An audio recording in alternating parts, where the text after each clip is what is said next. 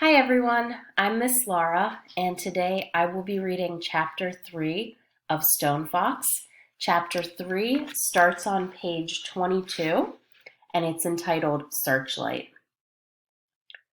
It's easy to tell when it's winter in Wyoming. There is snow on everything: the trees, the houses, the roads, the fields, and even the people if they stay outside long enough. It's not a dirty snow. It's a clean, soft snow that rests like a blanket over the entire state. The air is clear and crisp, and the rivers are all frozen. It's fun to be outdoors and see the snowflakes float down past the brim of your hat and hear the squeak of the fresh powder under your boots. Winter in Wyoming can be the most beautiful time of the year if you're ready for it. Little Willie was ready. He had chopped enough wood. They would not be cold. He had stoked enough food. He had stocked enough food. They would not go hungry. He had asked Lester at the general store how much food Grandfather had bought last year. Then he had purchased the same amount. This would be more than enough because Grandfather wasn't eating very much these days. The coming of snow, as early as October, also meant the coming of school. But little Willie didn't mind. He liked school. However, his teacher, Miss Williams, had told Grandfather once, "Far as I'm concerned, that boy of yours just asks too many questions." Grandfather had just laughed and said, "How's he going to learn if he don't ask?" Then, later, Grandfather had said to little Willie, "If your teacher don't know, you ask me. If I don't know, you ask the library. If the library don't know, then you've got yourself a good question." Grandfather had taught little Willie a lot, but now little Willie was on his own. Each morning he would get up and make a fire. Then he would make oatmeal mush for breakfast. He ate it. Searchlight ate it. Grandfather ate it. He would feed Grandfather a spoonful at a time. After breakfast, little Willie would hitch up Searchlight to the sled. It was an old wooden sled that Grandfather had bought from the Indians. It was so light that little Willie could pick it up with one hand, but it was strong and sturdy.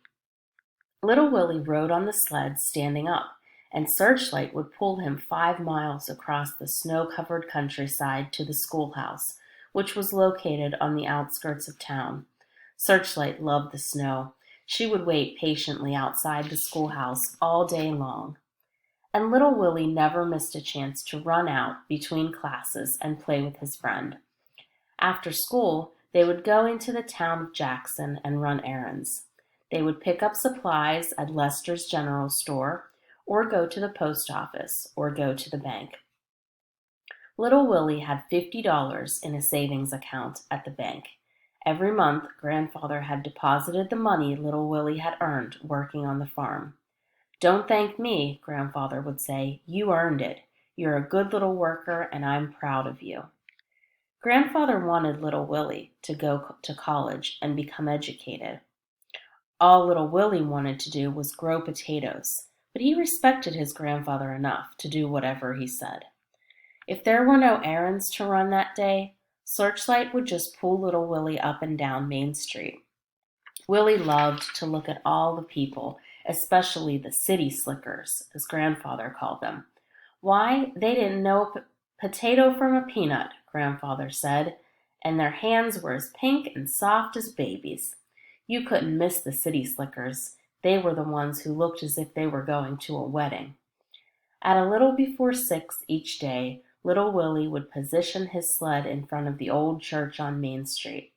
Today, again, he waited, eyes glued on the big church clock that loomed high overhead. Searchlight waited too, ears perked up, eyes alert, legs slightly bent, ready to spring forward. Bong! At the first stroke of 6, Searchlight lunged forward with such force that little Willie was almost thrown from the sled. Straight down Main Street they went, the sled's runners barely touching the snow.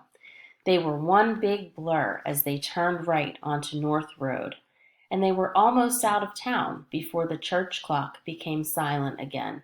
"Go, Searchlight, go!" little Willie's voice sang out across the snowy twilight, And did Searchlight go? She had run this race 100 times before, and she knew the whereabouts of every fallen tree and hidden gully. This enabled her to travel at tremendous speed, even though it was getting dark and more dangerous. Little Willie sucked in the cool night air and felt the sting of the wind against his face. It was a race, all right, a race against time, a race against themselves, a race they always won. The small building up ahead was Grandfather's farmhouse. When Searchlight saw it, she seemed to gather up every ounce of her remaining strength. She forged ahead with such speed that the sled seemed to lift off the ground and fly. They were so exhausted when they arrived at the house that neither of them noticed the horse tied up outside. Little Willie unhitched Searchlight, and then both of them tumbled over onto their backs in the snow and stared up at the moon. Searchlight had her head on one paw on Little Willie's chest and was licking the underside of his chin. Little Willie had a hold of Searchlight's ear, and he was grinning. The owner of the horse stood in front of the porch and waited and watched them, tapping his foot impatiently. That's the end of chapter 3.